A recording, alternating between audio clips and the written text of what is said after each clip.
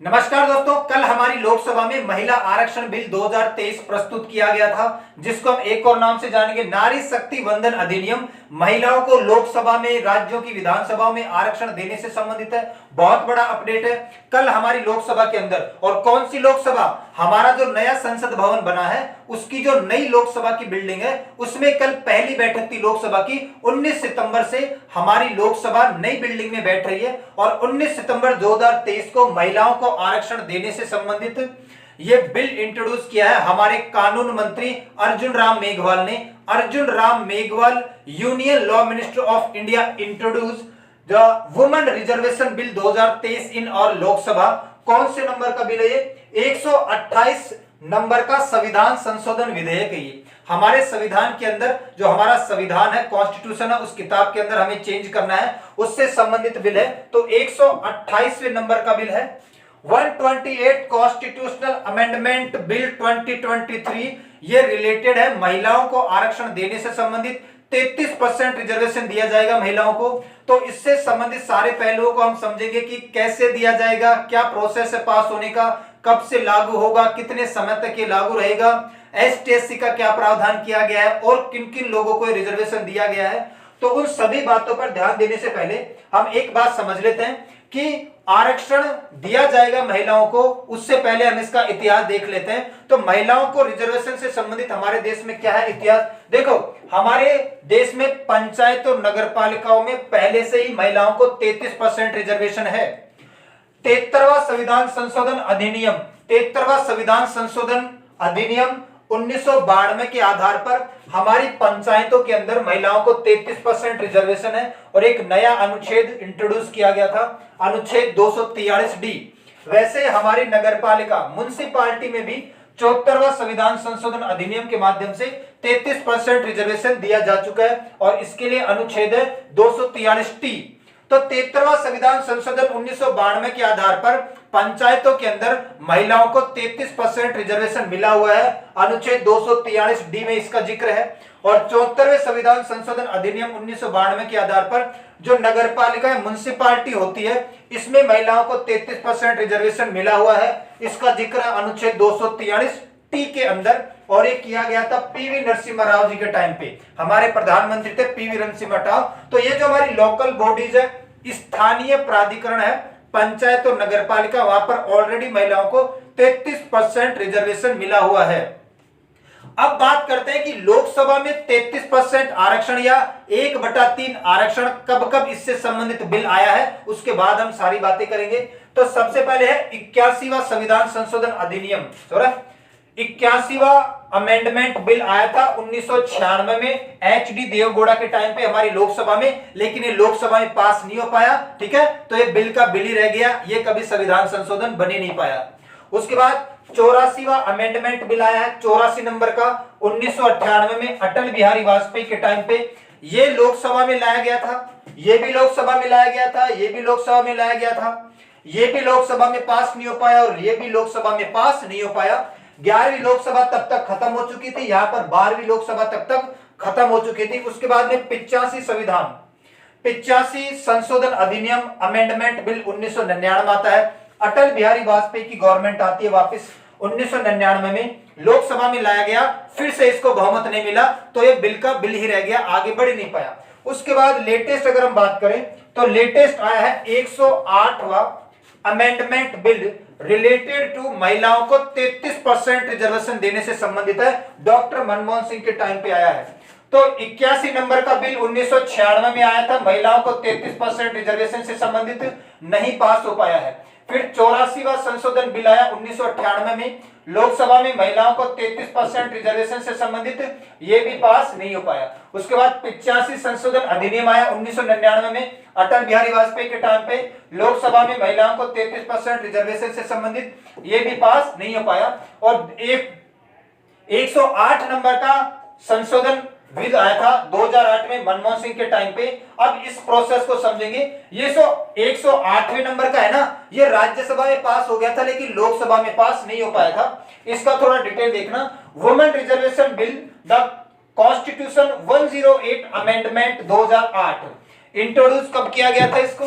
ये जो 2008 वाला था इसको इंट्रोड्यूस किया गया था हमारी राज्यसभा के अंदर 6 मई 2008 को। उसके बाद इसको स्टैंडिंग कमेटी को सौंप दिया गया। कमेटी को सौंपने का मतलब है कि आप इसके अच्छे और बुरे प्रभावों को देखकर हमें बताइए क्या हम सही करने जा रहे हैं, गलत करने जा रहे हैं। तो स्टैंडिंग कमेटी को रेफर कर दिया 9 मई 2008 को। 6 मई को आया, 9 मई को स्टैंडिंग कमेटी को रेफर कर दिया। मैंने एक लेक्चर पूरा का पूरा आपको पढ़ा दिया है हमारे संसद में कौन कौन सी समितियां बनती है ना, स्टैंडिंग कमेटी उनमें से एक है। उसके बाद 17 दिसंबर 2009 को स्टैंडिंग कमेटी ने अपनी रिपोर्ट दे दी कि हाँ भाई महिलाओं को 33% रिजर्वेशन मिलना ही चाहिए। उसके बाद ये 9 मार्च 2010 को 2008 में आया था और 9 मार्च 2010 को इसको राज्यसभा ने बहुमत के साथ पास कर दिया, लेकिन ये लोकसभा में पास नहीं हो पाया। राज्यसभा में तो पास हो गया था लेकिन लोकसभा में पास नहीं हो पाया था।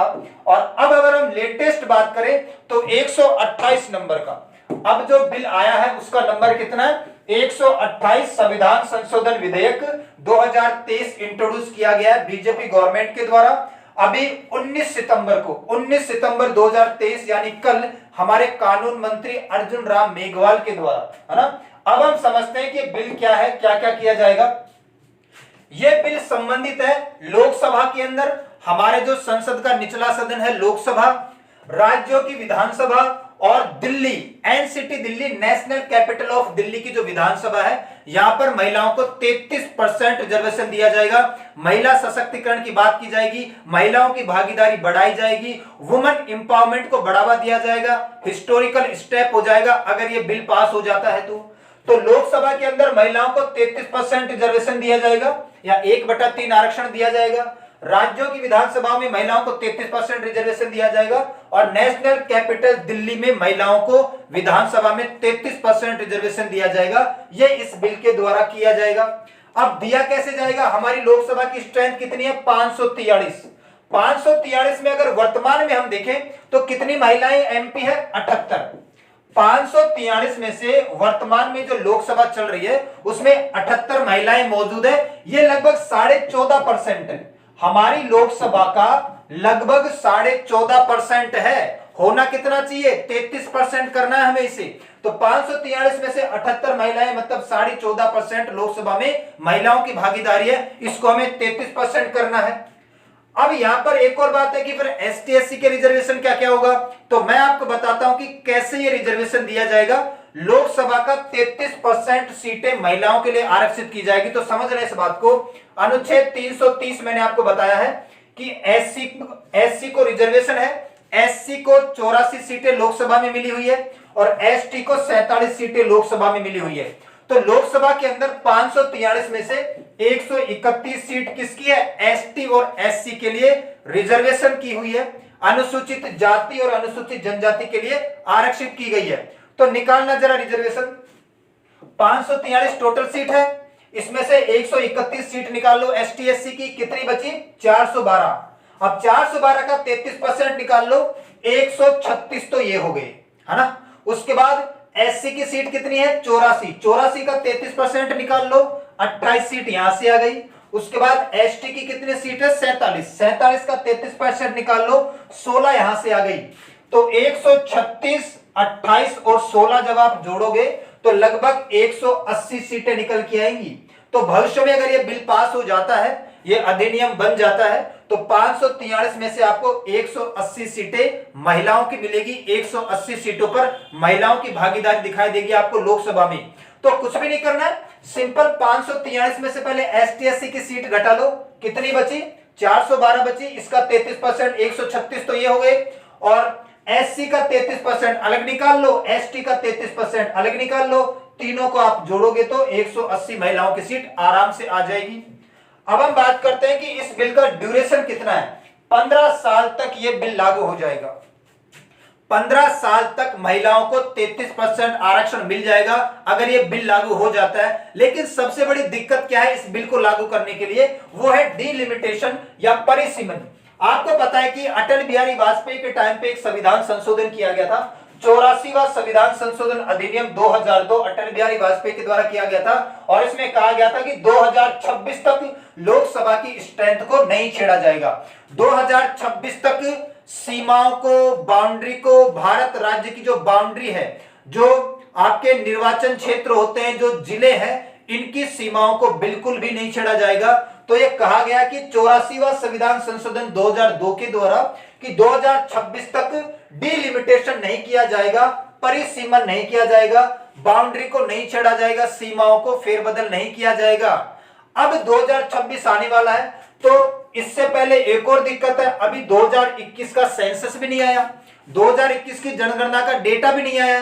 तो सबसे पहले 2021 की जनगणना का डेटा आएगा, 2021 की जनगणना का डेटा आएगा, उसके आधार पर 2026 में क्या किया जाएगा, डिलिमिटेशन किया जाएगा, परिसीमन किया जाएगा, बाउंड्रीज को बदला जाएगा, हो सकता है लोकसभा की सीट बढ़ा दी जाए जरूरत के हिसाब से।